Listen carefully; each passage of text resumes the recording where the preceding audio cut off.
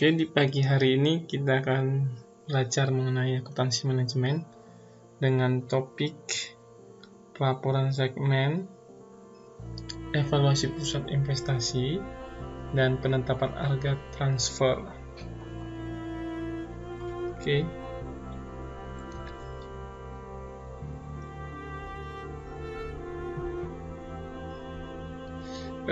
Teman-teman pasti tahu istilah ini, sentralisasi dan desentralisasi. Jika teman-teman belum tahu ya, sentral ataupun bahasa Indonesianya pusat, ataupun ya Inggrisnya center ya. Jadi itu sistem akuntansi pertanggungjawaban yang terpusat ya. Sedangkan desentralisasi ya, itu lebih kepada sistem pertanggungjawaban yang tersegmen ya. Jadi ada divisi ataupun bagian-bagiannya.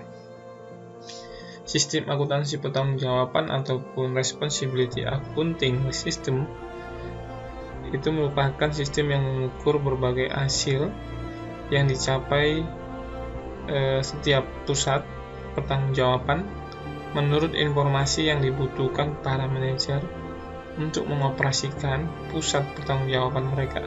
Idealnya ya teman-teman, sistem akuntansi pertanggungjawaban ini mencerminkan dan mendukung struktur dari sebuah organisasi.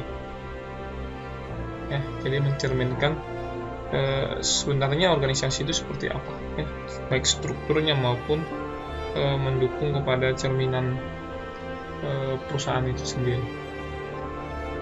Oke. Nah, perusahaan yang memiliki beberapa pusat pertanggungjawaban biasanya memilih salah satu saja ya dari dua pendekatan. Nah, dua pendekatan pengambilan keputusan ini itu yang bisa kita sebutkan tadi, tersentralisasi atau terdesentralisasi.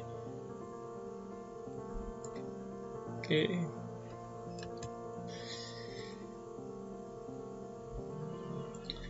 Tapi sebelumnya teman-teman, kita harus paham dulu ya, pengambilan keputusan tersentralisasi.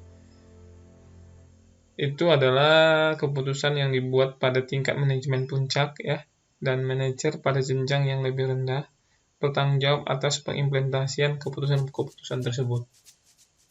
Sedangkan pengambilan keputusan terdesentralisasi itu memperkenankan manajer pada jenjang yang lebih rendah untuk membuat dan mengimplementasikan keputusan-keputusan penting yang berkaitan dengan wilayah pertanggungjawaban mereka. Jadi, kalau sistem tersentralisasi itu berarti dari top ke bottom, dari atas ke bawah. Tapi kalau yang desentralisasi itu keputusan-keputusan penting bisa diambil ya oleh manajer pada jenjang-jenjang yang lebih rendah, berarti bottom up. Oke, alasan-alasan untuk melakukan desentralisasi. Ya, perusahaan untuk memutuskan dan melakukan desentralisasi itu karena ada berbagai alasan ya. Nah, diantaranya itu yaitu kemudahan mengumpulkan dan menggunakan informasi lokal ataupun informasi yang ada di segmen mereka, kemudian memfokuskan manajer pusat, kemudian melatih dan memotivasi para manajer yang ada di segmen tadi, kemudian meningkatkan daya saing ya, karena dia tersegmen-segmen, jadi setiap segmen itu terpacu dan merasa bersaing ya, serta membuka segmen-segmen ke berbagai kekuatan pasar. Nah, itu hal-hal yang positif ya. Nah, divisi-divisi dalam perusahaan yang terdesentralisasi, desentralisasi biasanya diwujudkan melalui pembentukan unit-unit di suatu organisasi ataupun sering disebut dengan divisi. Satu cara pembagian divisi adalah berdasarkan jenis barang ataupun jasa yang diproduksi. Saat perusahaan tumbuh, manajemen puncak biasanya menciptakan berbagai area pertanggungjawaban yang dikenal sebagai pusat pertanggungjawaban dan menugaskan manajer di bawahnya untuk menangani wilayah-wilayah tersebut. Pusat pertanggungjawaban merupakan suatu segmen bisnis yang manajer bertanggung jawab terhadap serangkaian kegiatan yang ditentukan. Ya gitu ya modelnya ya. Jadi itu mereka itu menugaskan manajer di bawahnya untuk menangani wilayah-wilayah atau segmen-segmen yang sudah ditetapkan ataupun yang ditentukan. Oke, berikutnya, jadi pusat pertanggungjawaban itu bisa dibagi menjadi 4 ya. Pusatnya itu bisa pusat biaya, cost center. Manajernya bertanggung jawab hanya terhadap biayanya. Kemudian pusat pendapatan ataupun revenue center. Manajernya bertanggung jawab terhadap penjualan ataupun pendapatan. Kemudian pusat laba ataupun profit center. Manajernya bertanggung jawab terhadap penjualan dan biaya.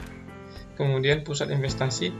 Manajernya bertanggung jawab terhadap penjualan, biaya, dan investasi modalnya. Kemudian pengukuran kinerja pusat investasi dengan menggunakan laporan laba rugi, dan itu laporan laba rugi variabel dan absorpsi. Pusat laba dinilai dengan berdasarkan laporan laba rugi, ya itu jelas ya, karena kita ingin lihat kinerja investasinya. Akan tetapi laporan laba rugi itu secara keseluruhan tidak berguna untuk tujuan mengukur kinerja pusat investasi ini ya. Oleh sebab itu, pengembangan laporan laba rugi segmen untuk setiap pusat laba adalah suatu hal yang penting. Jadi, kita melihat perkembangan dari setiap segmen ya, melalui perkembangan laba ruginya.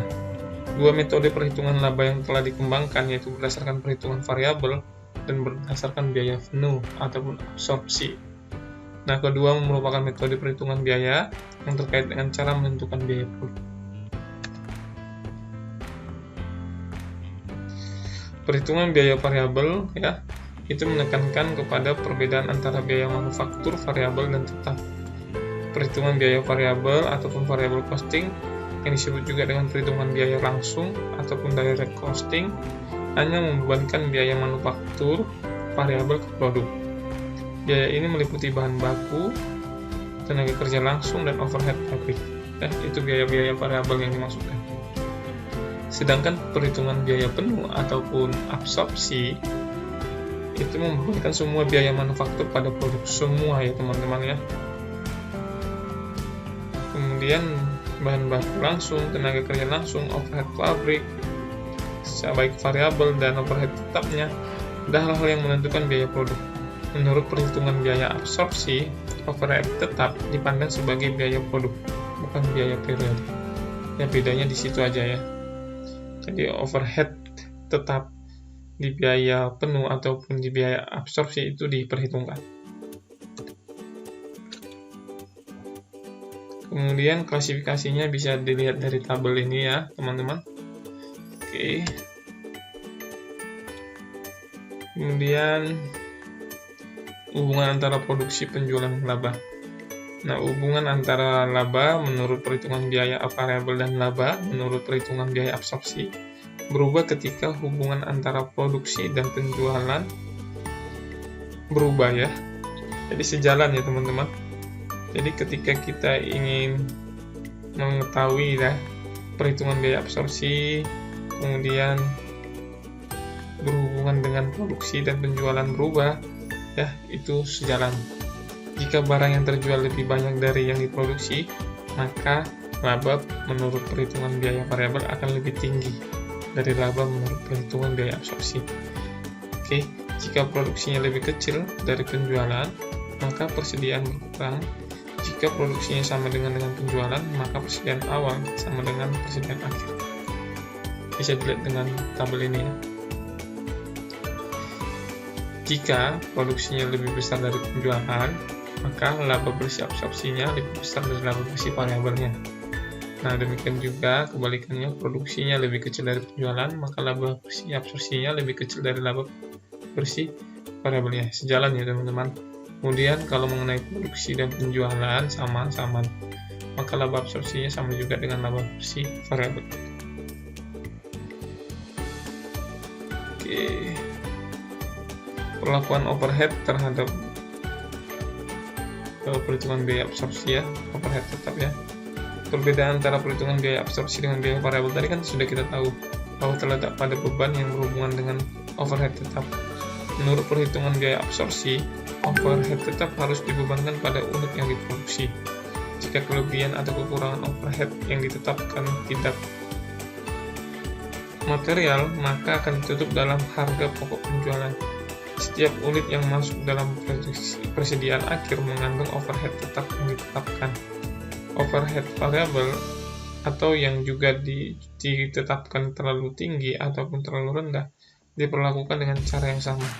Jika jumlahnya yang ditetapkan terlalu tinggi atau terlalu rendah, maka dialokasikan di antara barang dalam proses, barang jadi, dan barang pokok penjualan. Jadi itu penentuannya itu di alokasi akhir, alokasi ketika barang dalam proses, alokasi ketika barang jadi, alokasi ketika harga pokok. Oke, pengukuran kinerja pusat ya, investasi dengan menggunakan ROI. Jadi ya nanti ada beberapa pengukuran ya. Ini kita mulai dengan ROI. ROI itu return on investment. Nah, itu cara ngitungnya itu sudah ada ya. Pengembalian atas investasi ataupun ROI, laba operasi dibagi operasi rata-rata. Nah, kemudian aktiva operasi bersih rata-rata itu sama dengan nilai buku bersih awal plus nilai buku bersih akhir dibagi 2. Nah, untuk menghitung margin dan perputaran ROI, margin kali perputaran ataupun sama dengan laba operasi dibagi penjualan dikali penjualan dibagi aktivitas operasi rata-rata. Contohnya seperti ini. Sebuah perusahaan mempunyai 2 divisi, alfa dan beta. Laba bersihnya alfa itu 100.000, laba bersihnya beta 200.000. Alfa menghabiskan investasi sebesar 500, kemudian menghasilkan kontribusinya 100.000.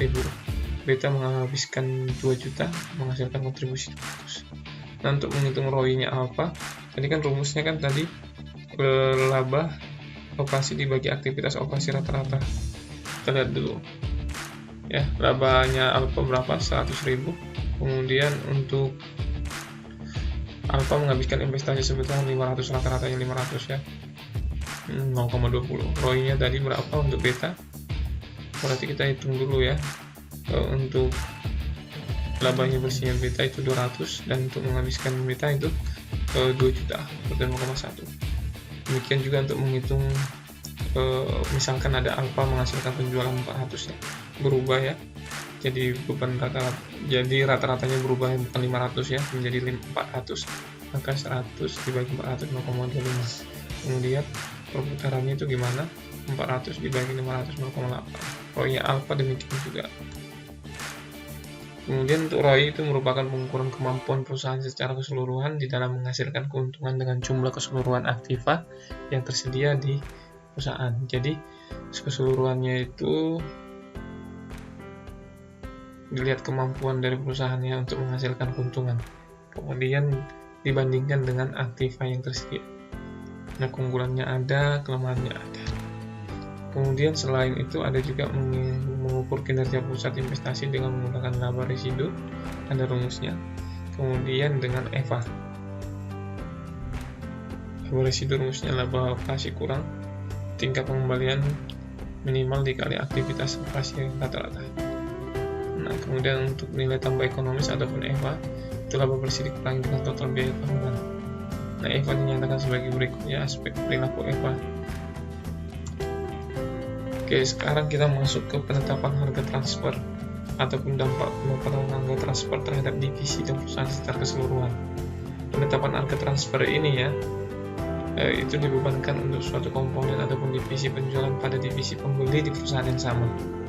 Ya. Jadi ini komponen antar divisi ya, oleh divisi penjualan pada divisi pembelian ya. Jadi ada 2 divisi ya, divisi penjualan dan divisi pembelian. Jadi ini harga yang dibebankan ya suatu komponen. Dampak penempatan harga transfer terhadap divisi dan perusahaan secara keseluruhan. Itu ada contohnya.